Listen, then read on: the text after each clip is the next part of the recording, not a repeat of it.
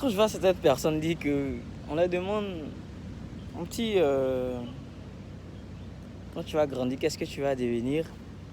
Il dit, je vais être docteur, je vais être infirmier, je vais être professeur, je vais être médecin, nanani, nanana, je vais être président, tout et tout. Ouais.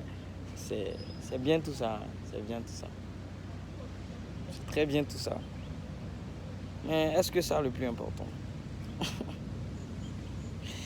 Jamais tu vas demander à un enfant que veux-tu devenir et il te dira que je vais être commercial ou je vais être un commerçant, tout et tout.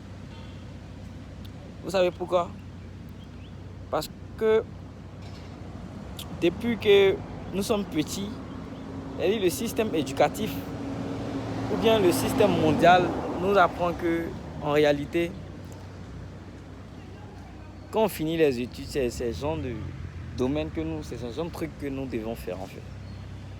Soit travailler, être médecin, docteur, c'est ce qu'on doit faire.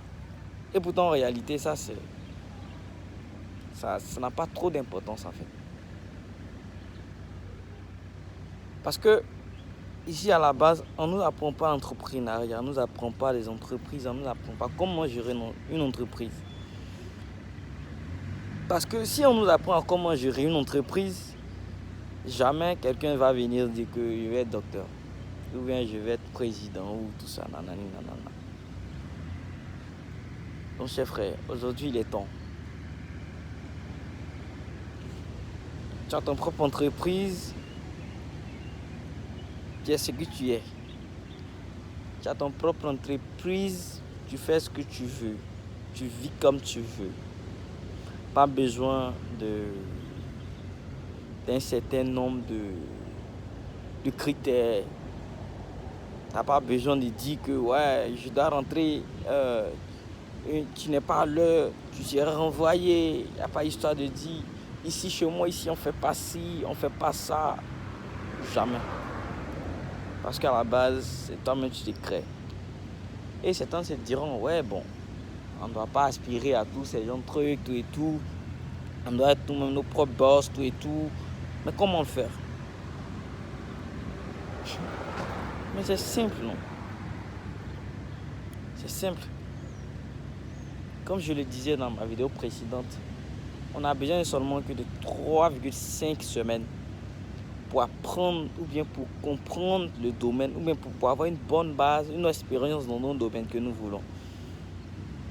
Et bien évidemment, il faut seulement aller te poser la question. D'abord, qui je suis? Qui suis? Et quand tu finis de te demander qui tu es, tu te demandes qu'est-ce que je suis venu faire dans ce monde. Après cette question, tu te dis, je suis dans ce monde, qu'est-ce que je veux?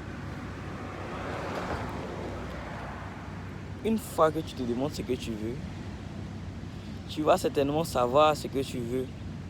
Et ce que tu veux, en réalité, pourquoi est-ce que tu le veux? Après avoir répondu à toutes ces questions, alors tu comprendras ta motivation. Bien évidemment, ta motivation. Une fois que tu as cette motivation, tu pourras créer ton entreprise.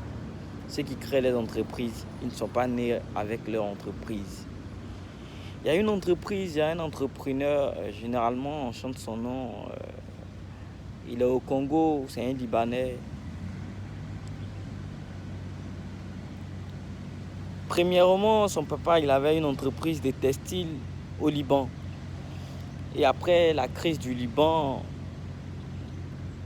la crise, c'est-à-dire avec les sunnites et les chiites, ils ont détruit carrément toute la ville, ils ont détruit carrément son entreprise, tout est parti en fumée. Et il ne s'est pas découragé, je crois un certain Hussein, il ne s'est pas découragé. Il est revenu au Congo-Brazza et il a créé une petite unité. Il a fait une petite unité et un peu, c'est devenu une grande entreprise. Encore, il y a eu une crise au Congo-Brazza, ils ont carrément tout détruit, tout est parti en fumée. Et il s'est retrouvé carrément ruiné encore au Liban. Et une fois au Liban, qu'est-ce qu'il a fait? Il ne s'est pas découragé. Il a pris un prêt, il a relancé l'entreprise, mais cette fois-ci, encore au Congo-Brazza. Pourquoi je vous relate cette histoire?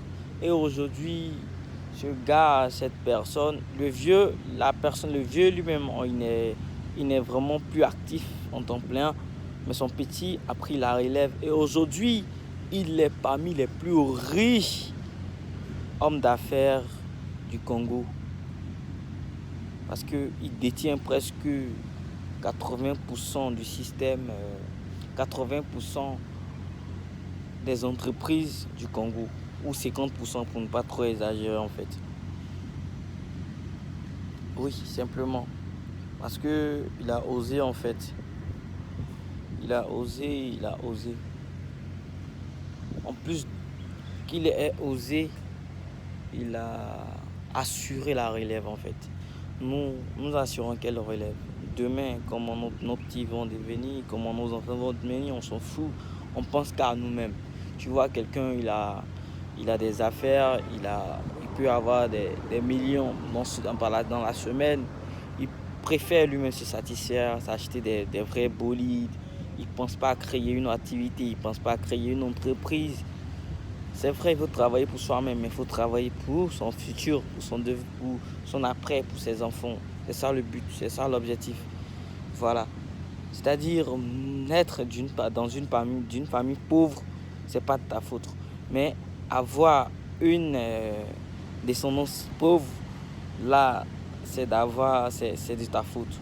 Encore de ta faute. Et c'est une malédiction en fait. Parce que tous nous sommes nés pour devenir riches, nous sommes nés pour devenir des grandes personnes. Personne n'est né pauvre, personne ne doit mourir pauvre. Il suffit seulement de ta dévotion, il suffit seulement de ta motivation. Et n'oubliez surtout pas de vous abonner et de liker. Merci, je vous remercie.